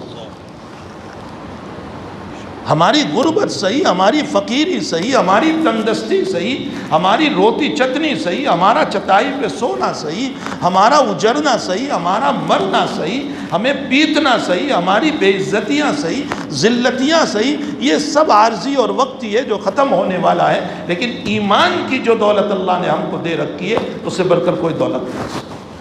اسی کو جناب نبی کریم صلی اللہ علیہ وسلم نے فرمایا. عبداللہ ابن عمر رضی اللہ تعالیٰ عنہ فرماتے ایمان کی بنیاد 5 چیزوں پر ہے. سب سے پہلے تو لا الہ الا اللہ ایمان ہے. یہ ایمان ایک مکان ہے، اس کے 4 ستون ہیں. ایک ستون نماز کا ہے، ایک روزے کا ہے، ایک زکوٰۃ کا ہے، ایک حج کا ہے. یہ ایمان کا گویا سلیب ہے، لا الہ الا اللہ کا سلیب ہے. اس کے 4 ستون ہیں، نماز، روزہ، زکوٰۃ اور حج. معلوم ہوتا ہے سلیب مضبوط رہے گا ستونوں سے، ستون کمزور تو سلیب کمزور. نبی نے اشارہ فرمایا اعمال میں کمی آئے گی تو ایمان میں کمی آئے گی. نماز میں کمی آئی ایمان میں کمی ہے، روزوں میں کمی آئی ایمان میں کمی ہے، زکوٰۃ میں کمی آئی ایمان میں کمی ہے، حج میں کمی آئی ایمان میں کمی ہے. یہ حضور پاک صلی اللہ علیہ وسلم نے ایک مثال دے کر کے ہم کو سمجھایا ہے. تو اب دوسری بات ہم کو یہ سمجھنا ہے ایمان مضبوط بنانا ہے تو اعمال کو مضبوط بناؤ. ایمان تبھی مضبوط رہے گا جبکہ اعمال مضبوط رہے. یہ نہیں کہ 2 نماز پڑھی 2 نہیں پڑھی، جمعہ پڑھ لی. اللہ کے حبیب فرماتے ہیں دنیا کے باب میں اپنے سے نچلوں کو دیکھو، اوپر والوں کو مت دیکھو ورنہ کبھی شکر نہیں آئے گا. دنیا کے باب میں کیسے؟ اگر میرے پاس 2 بیڈ کا مکان ہے، اب میں دیکھوں 4 بیڈ والے کو تو کبھی شکر کی توفیق ہوگی ہی نہیں. میرے پاس 1 دکان ہے، میں دیکھوں 3 دکان والوں کو، منے کہہ رہے ملے ہوئے، کبھی شکر نہیں آئے گا. میرے گھر میں فرنیچر تھوڑا ہے، دوسروں کے گھر کے فرنیچر کو دیکھ، میرے گھر میں کب آئے گا؟ کبھی شکر نہیں آئے. دنیا کے باب میں اوپر والوں کو دیکھو گے کبھی شکر نہیں ہوگا. اگر شکرانہ مزاج چاہتے ہو تو نیچے والوں کو دیکھو. میرے پاس 2 بیڈ کا مکان ہے، اس کے پاس تو جھوپڑا ہے. اللہ نے مجھے اتنا تو دیا ہے. میرے پاس 1 دکان ہے، اس کے پاس تو اتنا بھی نہیں.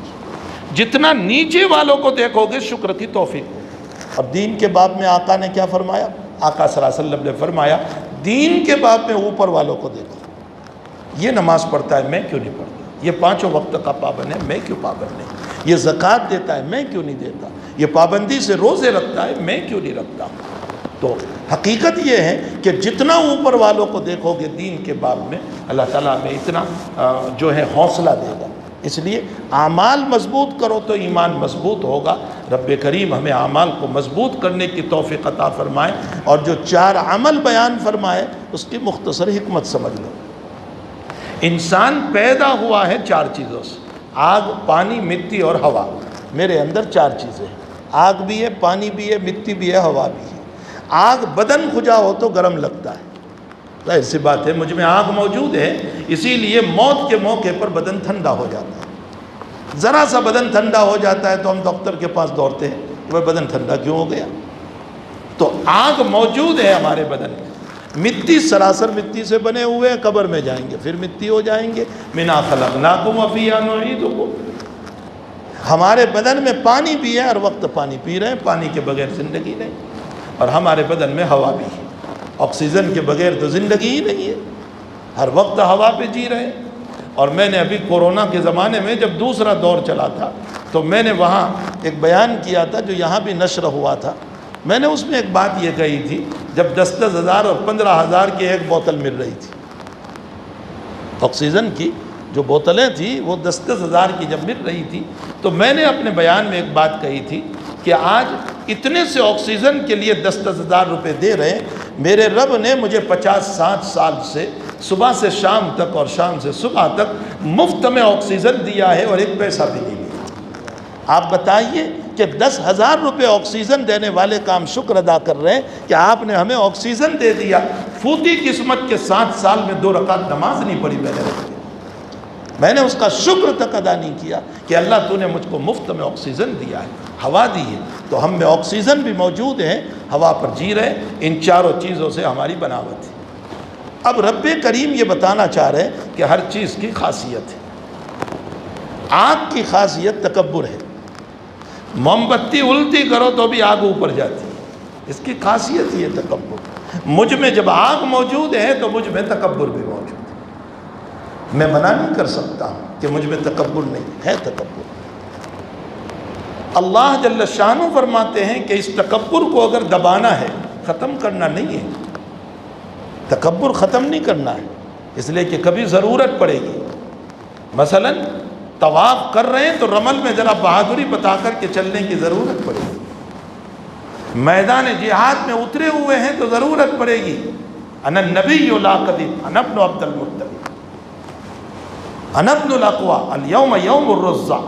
صحابہ نے یہ کہا ہے، بولے ہیں صحابہ، تو کبھی ضرورت رہتی ہے۔ اس لیے تکبر ختم نہیں کرنا ہے، تکبر دبانا ہے۔ دبے گا کیسے؟ اللہ نے عبادت نماز عطا فرمائی اور یہ فرمایا ڈھنگ سے نماز پڑھو گے تو تکبر دب جائے گا۔ ان الصلاۃ تنہی عن الفحشاء والمنکر، سارا تکبر دبتا چلا جائے گا۔ ہمارے بدن میں مٹی ہے اور مٹی کی خاصیت بخیلی ہے، مٹی بڑی بخیل ہے، اس میں خزانے کے خزانے ہیں لیکن ہمیں نہیں دیتی۔ اس میں سونا بھی ہے، سلور بھی ہے، گولڈ بھی ہے، پیٹرول بھی ہے، ڈیزل بھی ہے، ہمیں نہیں دیتی جب تک کہ اس میں پھاوڑے نہ چلاؤ، مشینیں نہ چلاؤ، وہاں تک یہ ہمیں نہیں دیتی۔ تو پھر ظاہر سی بات ہے کہ میں مٹی سے بنا ہوں تو مجھ میں تکبر بھی ہے، ہاں مجھ میں جو ہے بخیلی بھی ہے۔ اس بخیلی کو دبانا ہے۔ بخیلی دبے گی کیسے؟ اللہ نے فرمایا زکوٰۃ ڈھنگ سے ادا کرو۔ اگر زکوٰۃ ادا کرنے والے بنو گے تو بخیلی دبتی چلی جائے گی۔ بخیلی ختم نہیں کرنا ہے، بخیلی کی تو ضرورت ہے۔ مثلا اسراف کرتے ہیں تو بخیلی کی ضرورت ہے، وہاں میں بخل کرنا ہوگا۔ میرے اور آپ کے بدن کے اندر پانی بھی ہے، پانی بڑا لالچی ہے، حریص ہے۔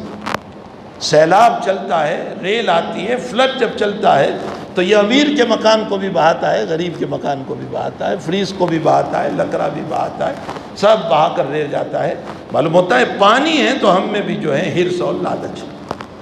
اللہ نے عبادت دی روزوں کی، جو آ رہا ہے سامنے مہینہ، اگر ڈھنگ سے روزہ رکھیں گے جیسے نبی نے بتایا، غیبت نہ کرو، برائی نہ کرو، اپنی ذات میں احتیاط رکھو، قابو رکھو، اللہ کا ذکر کرو، ڈھنگ سے روزہ رکھا تو ہمارا جو حرص اور لالچ ہے وہ دب جاتا ہے۔ کیسے؟ میں مثال دوں، دسترخوان پر بیٹھے ہیں، افطاری کو 5 منٹ کی دیر ہے، گلا خشک ہو رہا ہے، دسترخوان سجا ہوا ہے اور اس پر شربت بھی رکھا ہے، سموسے بھی ہے، فالودہ بھی ہے، جس میں جی چاہتا ہے آلودہ ہونے کو، سب کچھ ہے سامنے رکھا ہوا، لیکن میرا ہاتھ نہیں بھر رہا ہے، گلا خشک ہو رہا ہے پھر بھی نہیں۔ بھائی کیوں نہیں ہاتھ بھرا رہا ہے؟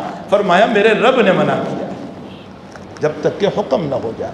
یہ حرص دب گیا۔ اگر ڈھنگ سے روزہ رکھیں گے تو حرص دبتا چلا جائے گا۔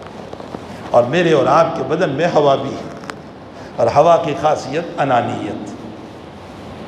انانیت کا مطلب جہاں میں رہوں وہاں کوئی نہ آئے، جس کو ہم کہتے ہیں چیئرمین کے جھگڑے، میری کرسی پر کوئی نہ آئے، بس۔ یہ جو جھگڑے ہیں نا، یہ انانیت ہے۔ میں جو ہے، میں کا مسئلہ، اگر اس کو دبانا ہے تو کیسے دبے گا؟ فرمایا حج کی عبادت۔ جو حج پڑھنے کے لیے جائیں وہ یہ تصورات لے کر کے جائیں کہ میرے اندر جو انانیت ہے مجھے ختم کرنا ہے۔ رب کیسے ختم کر رہا ہے؟ حج کی عبادت گھر پہ نہیں رکھی، بہت دور لے گیا جہاں کوئی پہچانتا نہیں، تو آدھی انانیت تو وہیں دور ہو گئی۔ لیکن وہاں پہنچا تو وہاں بھی پہچاننے والے مل گئے، لاؤ حضرت میں بیگ اٹھا لوں، لاؤ حضرت میں کھانا لے آؤں، میں پانی پلا دوں، وہاں بھی کچھ پہچان والے مل گئے۔ تو اللہ نے فرمایا دو چادر وہ پہن لے جو سب نے پہن رکھی ہے، تاکہ تو پہچانا ہی نہ جائیں کہ علامہ ہے، شیخ الحدیث ہے، مفتی ہے، ڈی ایس پی ہے، ایم ایل اے ہے، ایم پی ہے، تو پہچانا ہی نہ جائے۔ ساری انانیت کو ختم کر دیا، ساری انانیت ختم، کوئی پہچانتا نہیں۔ اب ساتھ میں طواف ہو رہا ہے، کوئی مار بھی رہا ہے، کوئی ادھر سے دھکا بھی دے رہا ہے، اور بس ہم لا الہ الا انت سبحانک لا الہ پڑھتے پڑھتے جا رہے ہیں۔ ساری انانیت ہماری دب رہی ہے۔ میرے ساتھ ایک ڈی ایس پی تھے ہمارے گجرات کے، ریٹائر ہو چکے تھے، وہ میرے ساتھ حج میں تھے، طواف، وہ میرے ساتھ حج میں رہے پورے سارے ارکان میں۔ طواف زیارت کے لیے جب ہم پہنچے تو تیسرے چکر یا چوتھے چکر میں مجھے کہنے لگے شیخ صاحب ذرا باہر بیٹھیں گے اپنے۔ میں نے کہا چلیے، باہر لے آیا، کہا مجھے بہت درد ہو رہا ہے، ذرا پانی پلاؤ۔ میں نے پانی پلایا ان کو، بہت دیر تک وہ بیٹھے رہے۔ میں نے کہا کیا ہوا کیا؟ وہ کہنے لگے مجھے کسی نے بڑے زور سے مارا ہے، یہاں مارا ہوگا ہی، طواف کرتے ہوئے بہت زور سے مارا ہے۔ میں نے کہا اور بیٹھیے آدھا گھنٹہ تاکہ آپ کو اطمینان ہو جائے، اس کے بعد طواف پہ جائیں گے۔ طواف سے فارغ ہوئے، جب جانے لگے تو میں نے مذاق میں کہا سارا ڈی ایس پی پنا ختم ہو گیا، دماغ ٹھکانے آ گیا تمہارا؟ تو حج کی عبادت اسی لیے رکھی ہے تاکہ ہماری انانیت دب جائے۔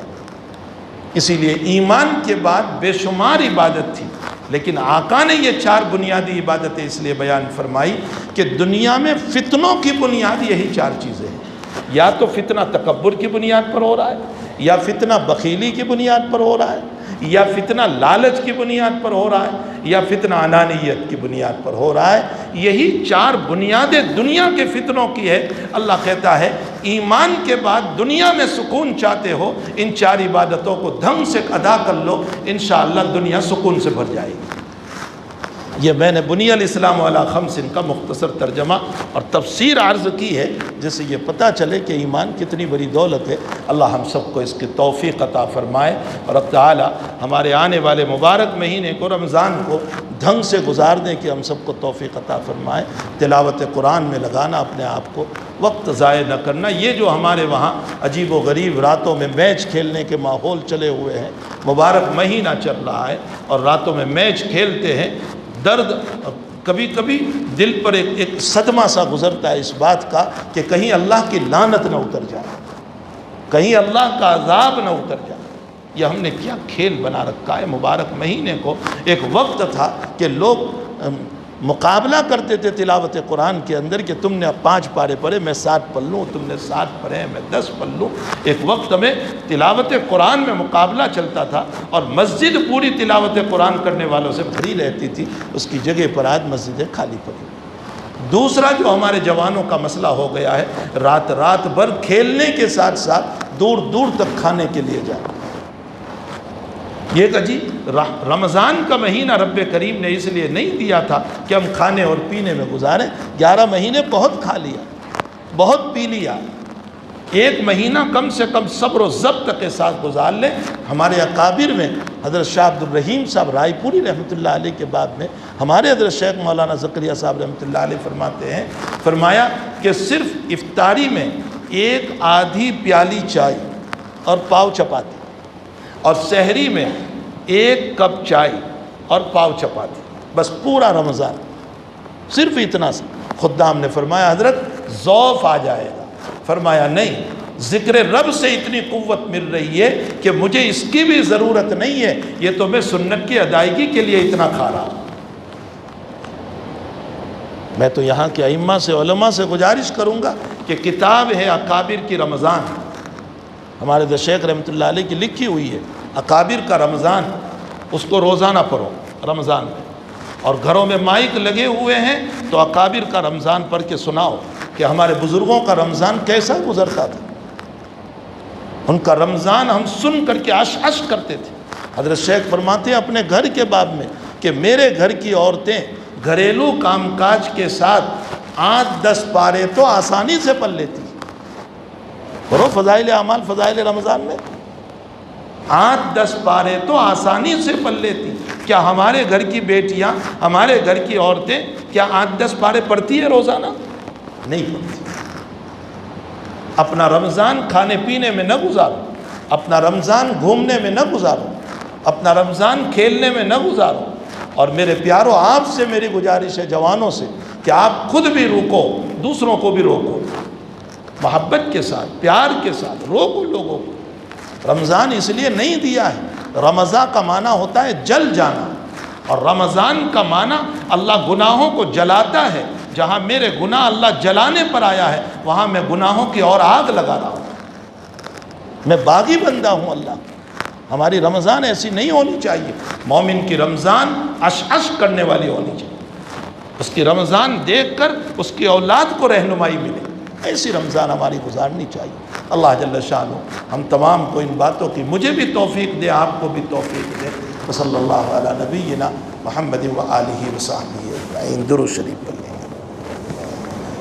الحمدللہ رب العالمین والعاقبۃ للمتقین والصلاة والسلام علی اشرف الانبیاء والمرسلین وعلی آلہ وصحبہ اجمعین۔ اللہم صلی علی سیدنا حبیبنا وشفیعنا وسندنا مولانا محمد وبارک وسلم۔ ربنا آتنا فی الدنیا حسنہ وفی الآخرۃ حسنہ وقنا عذاب النار۔ اللہ گناہوں کو معاف فرما، اللہ قصوروں سے درگزر فرما۔ اللہ ہم سنتے سنتے اللہ سنت سے دور ہو چکے ہیں، ہمیں سنت سے قربت نصیب فرما۔ اے اللہ ہمیں حبیب کی زندگی عطا فرما، آپ کی سیرت عطا فرما، آپ کی سیرت پہ چلنے کی توفیق عطا فرما۔ اللہ ہمارے خطاؤں سے درگزر فرما۔ اے اللہ ہم نے بھول سے نہیں جان بوجھ کر گناہ کیے ہیں، ہم نے انجان میں نہیں سوچ سمجھ کر گناہ کیے۔ اے اللہ ہمارا دماغ گناہ سوچتا ہے پھر ہم گناہ کرتے، ہمارے دل گناہوں سے ملوث ہو چکے ہیں۔ اللہ ہمارے قلوب گندے ہو چکے ہیں، ہم نے آپ کے اس مقدس مکان پر گناہوں کا کچرا دار رکھا ہے۔ اللہ تو اسے صاف فرما دے، ہمیں پاک فرما دے، ہمارے گناہوں کو معاف فرما دے، ہمارے خطاؤں سے درگزر فرما۔ اے اللہ تو نے رجب بھی عطا فرمایا، شعبان بھی عطا فرمایا، اپنے فضل سے رمضان بھی عطا فرما دے۔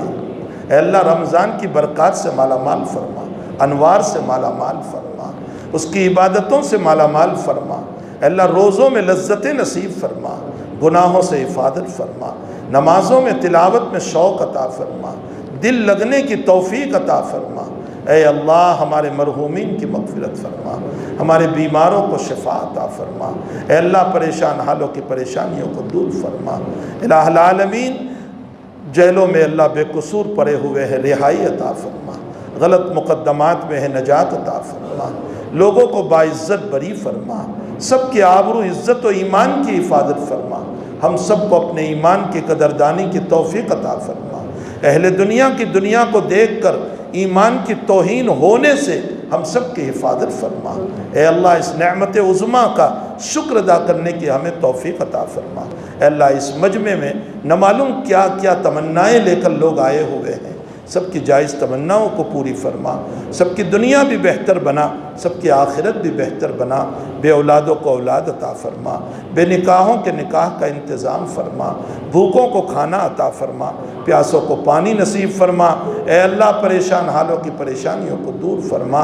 اللہ جو مانگا اپنے فضل سے عطا فرما، نہیں مانگا اپنے فضل سے نصیب فرما۔ اے اللہ جن صاحب نے دین کی نسبت پر بلا کر کے دین کی بات کرنے کی، اے اللہ ہمیں توفیق دی تیری طرف سے، مولا کریم اس کو جزائے خیر عطا فرما۔ ہم تمام کو کہنے اور سننے سے زیادہ عمل کی توفیق عطا فرما۔ ہماری دعاؤں کو اپنے فضل و کرم سے اس مجلس کے مخلصین کی آمینوں کے ساتھ قبول فرما۔ آمین یا رب العالمین، وصلی اللہ علی نبی الکریم برحمتک۔